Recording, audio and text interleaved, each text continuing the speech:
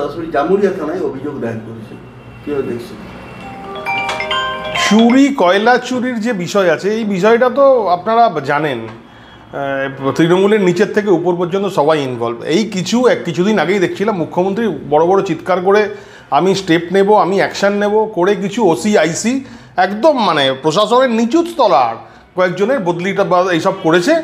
কিন্তু তৃণমূল যে এই কয়লা চুরির সঙ্গে সরাসরি যুক্ত, এই যে কালীচরণ বাউরির যে ইনভলভমেন্ট আজ থেকে না, দীর্ঘদিন থেকে ওই রকম, শুধু কালীচরণ বাউরি না, পশ্চিম বর্ধমান জেলার 90% তৃণমূল কংগ্রেসের নেতা ওই কয়লা চুরির সঙ্গে যুক্ত। ভালো করে দেখুন একটু। এখন তো দেখলাম কালীচরণ বাউরি পলাতক আছে, আমার কাছে খবর আছে, পালিয়ে রয়েছে। দেখুন ধরা পড়লে কার কার নাম বেরোয়, কোন কোন নেতা আছে এর মধ্যে, কোন কোন এমএলএ ঢুকে রয়েছে এর মধ্যে, কোন কোন লালবাতি চড়া লোকেরা এর মধ্যে ঢুকে রয়েছে, আপনি দেখুন। আমরা দেখেছি তো কিছুদিন আগে গরু চুরি দেখলাম, আবার বেরিয়েও গেল। শিক্ষা দুর্নীতিতে দেখলাম এখনও ভিতরে আছে, থেকেও হয়তো আর সুপ্রিম কোর্টে 4 তারিখ হিয়ারিং আছে। মানে পরপর খাদ্য যে সেখানে চুরি, সেখানেও তার এক্স মন্ত্রী বালুবাবু ভিতরে রয়েছে।